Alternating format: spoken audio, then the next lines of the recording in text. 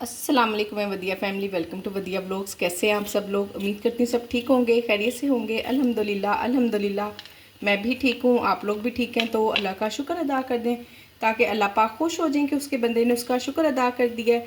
तो जी शुरू करते हैं आज का व्लॉग। और आज का व्लॉग अल्हम्दुलिल्लाह से मिक्स वेजिटेबल से स्टार्ट हो रहा है।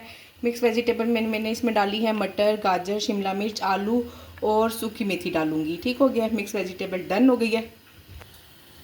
मसाला मैंने भूनने रख दिया था, कोई ऐसा मंतर नहीं पड़ा। वही टमाटर, प्याज, नमक, मिर्च, हल्दी, धनिया, बस यही वाली चीज़ें। थोड़ा सा ज़ीरा, ज़ीरे के बगैर तो मैं कोई भी सालन नहीं बनाती हूँ। बस मेरा बस चले मैं चाइनीज़ में भी ज़ीरा डाल दूँ, उसमें नहीं डालती, बाकी सब चीज़ों में डाल देती हूँ। तो जी ज़ीरा भी डाला है मैंने इसमें। अब ये मसाला भुनेगा और ये वाली जो वेजिटेबल मैंने आप लोगों के सामने अभी काटी है, आपको दिखाई है, इसमें डाल के दम लगा दूंगी। काफ़ी टाइम था, 1 घंटा मिला था, 60 मिनट। अच्छा, चंद आप लोगों के ना सवालों के जवाब भी देने वाले हैं। तो जी ये देखें, ये एक ऑर्डर था मिक्स वेजिटेबल वाला, ये तो मैंने आप लोगों को दिखा दिया। और ये अभी अभी एक और ऑर्डर आया मसर चावल का, और इन्होंने क्या लिखा है ये देखें जी। अब उन्होंने देखे लिख के भेजा कि बहुत स्पाइसी ना हो। अब अगर हमने पहले से पका के रखा होगा तो स्पाइसी नॉन स्पाइसी हम उसको कैसे मैनेज करेंगे ना। तो ये सब कुछ अभी ही मैंने करना है। मसर भी प्रेशर कुकर में जल्दी से ही बन जाते हैं।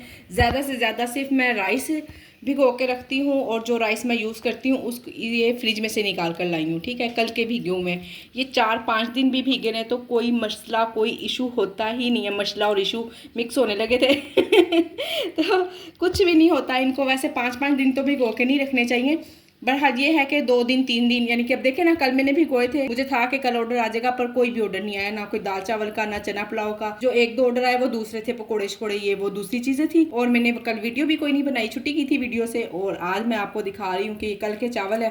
बस इस तरह की तैयारी हमें करनी पड़ती है, बाकी हम सब कुछ अल्हम्दुलिल्लाह से फ्रेश बना लेते हैं। ओहो, सुबह सुबह ही बाहर देखें इतनी तेज धूप है, ला तौबा, बाहर बिल्कुल निकला नहीं जा रहा।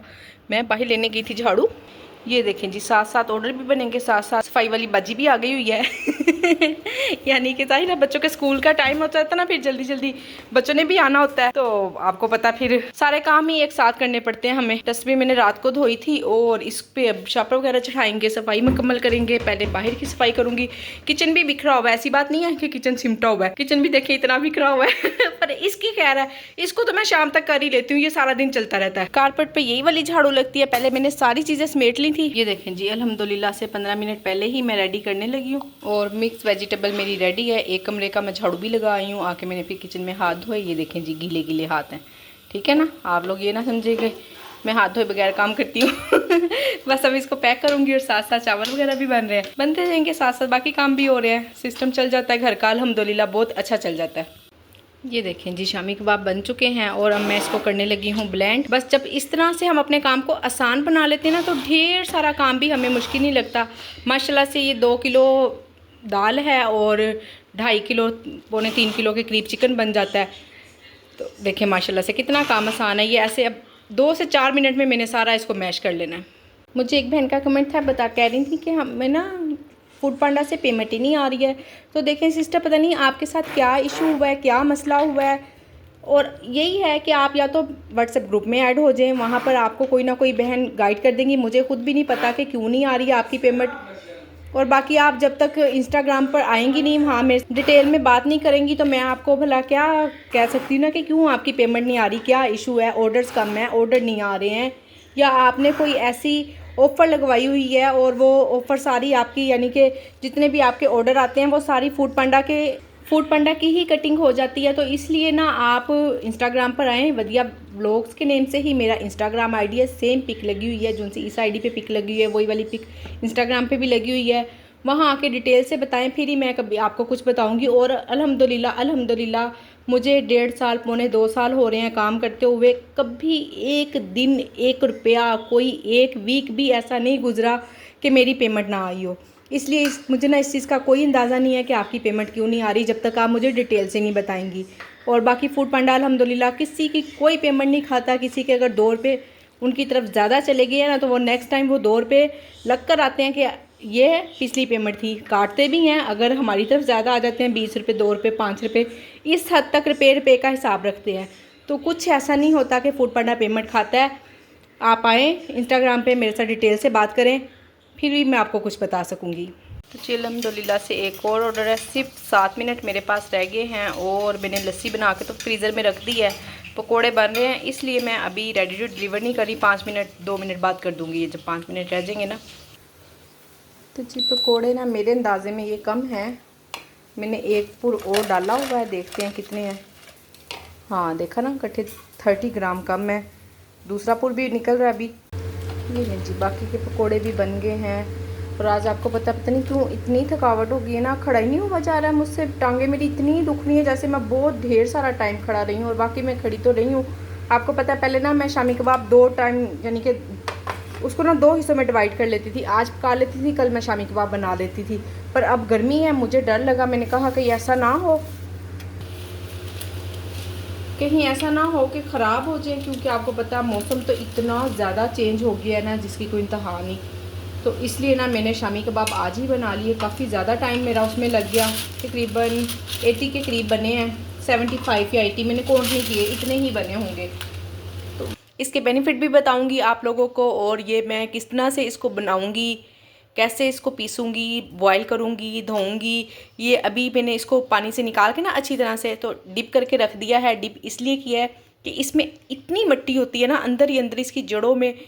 ये देखें, देख रहे हैं आप लोग, मिट्टी ने इसमें फंसी फंसी सी होती है। तो इसको मैंने पहले अच्छे से धोया, फिर मैंने इसको डिप करके रख दिया ताकि सॉफ्ट हो जाए।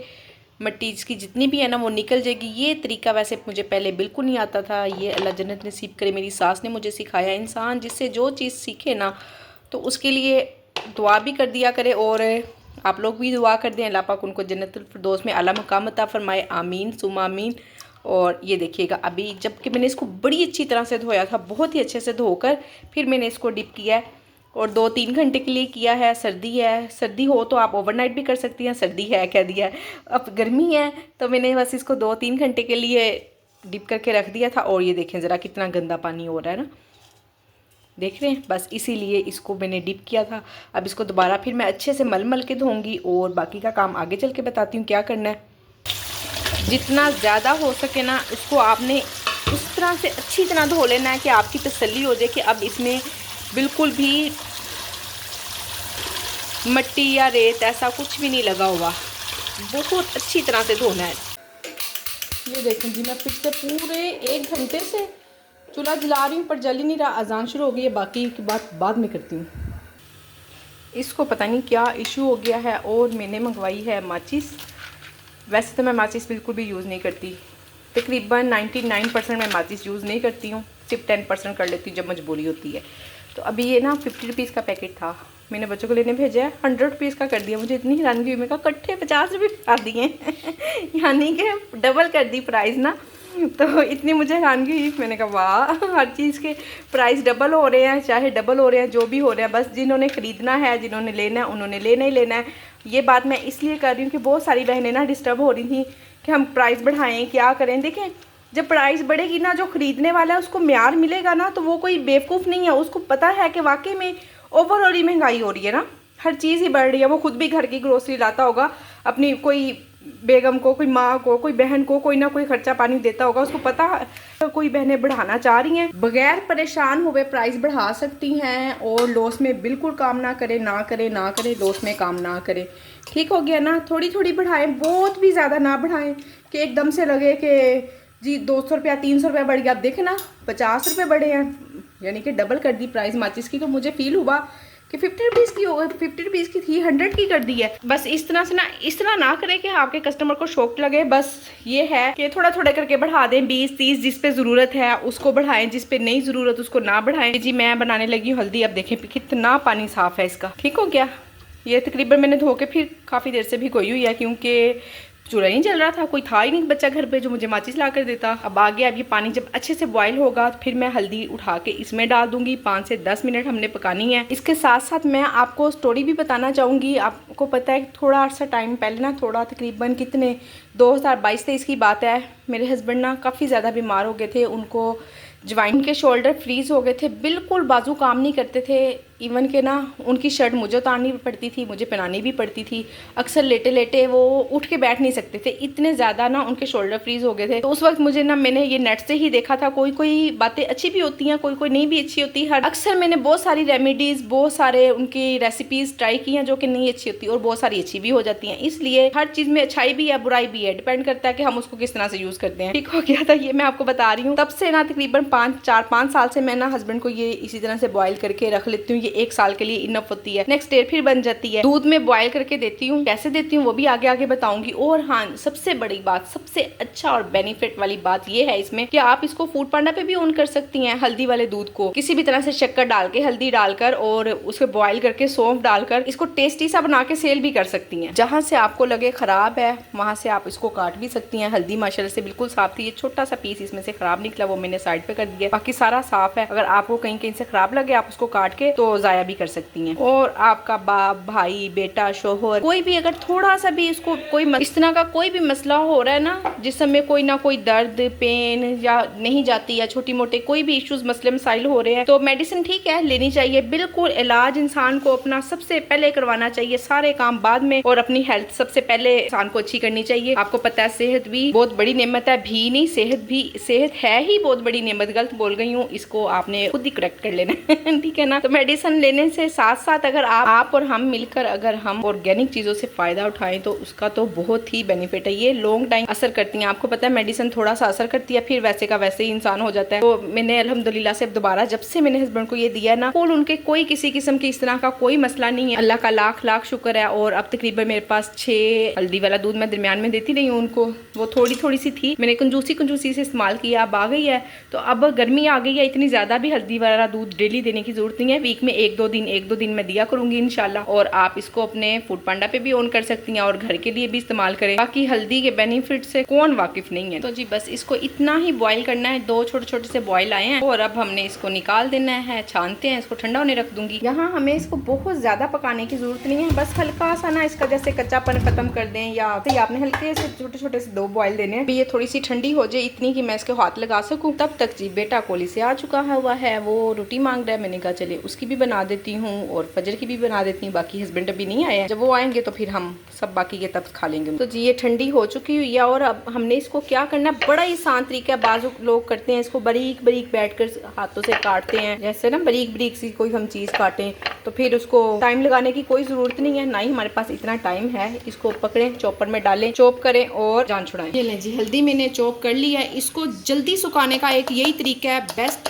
जल्दी जल्दी काम करने का। और अगर आपको मेरा ये तरीका, या आप पहले जानती हो ना जानती हो, आपको अच्छा लगा हो तो प्लीज़ वीडियो को लाइक ज़रूर कर दिया करें। अगर अपने किसी प्यारे से शेयर भी कर दें। बिल्कुल आसान सी रेमेडी है, कुछ भी नहीं है इतना। और आपको पता है इसको हम खाएंगे और सेहतमंद रहेंगे ठीक है ना। तो बस जी ऐसे एक बार में किसी भी चीज़ में रख दें। मैं इसको ओवरनाइट रख दूंगी, सुबह इंशाल्लाह ये काफ़ी हद तक खुश्क हुई होगी। और धूप में इसको बिल्कुल नहीं सुखाना, अंदर ही सुखाएं। जब बहुत ज़्यादा सर्दी होती है ना, तब की धूप और गर्मी की धूप में बड़ा फ़र्क होता है। चलें, जब ज़्यादा सर्दी में तो हम थोड़ा बहुत धूप में रख सकते हैं, गर्मी में रखने की ज़रूरत नहीं है। जो बाकी की बची है मैं चॉप कर लेती हूँ, थोड़ी 3 हिस्सों में तकरीबन करके की है। और ये मेरे पास तकरीबन आधा किलो से ज़्यादा थी। लाइट जाने में सिर्फ 2-4 मिनट है और मैं चाह रही हूँ मेरी वीडियो ये वाला काम कम से कम कंप्लीट हो जाए।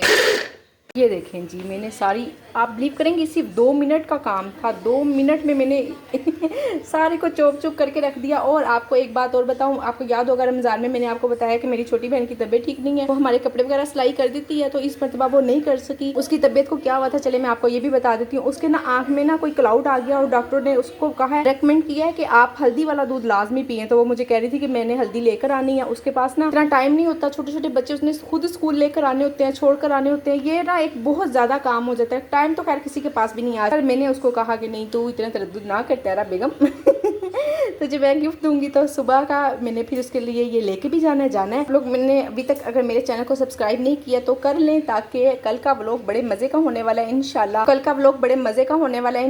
कहाँ जाना है, क्या करना है, आपको ये कल के व्लॉग में पता चलेगा, आपको साथ लेके जाऊँ। और अभी आपने वीडियो को एंड नहीं करना, अभी तो मैं पढ़ने लगी हूँ मगरिब की नमाज, लेट हो रही है, ठीक है। नमाज पढ़ के फिर मैं आपको इसकी फाइनल लुक दिखाऊंगी, वो शायद सुबह के व्लॉग में दिखा सकूँ या जैसे भी दिखा दूंगी। बस अब ये ऐसे ही रखा हुआ है, ठीक है ना। रात तक और मुझे ये होगा कि इसके ऊपर ज़्यादा से ज़्यादा मैं रुमाल या जो रोटी वाले रुमाल होते हैं किचन का, जो भी कपड़े वगैरह होते हैं ना, वो मैं इस पर ढक दूँगी ताकि इस पर कोई कीड़ा वगैरह भी ना जाए। और ये अल्हम्दुलिल्लाह से काम तो मैंने ख़त्म कर लिया, पर मैं खुद बहुत थक गई हूँ। तो चलिए जी, मैं यहीं पे वीडियो को करती हूँ एंड, और उम्मीद करती हूँ कि आज की वीडियो पसंद आई होगी।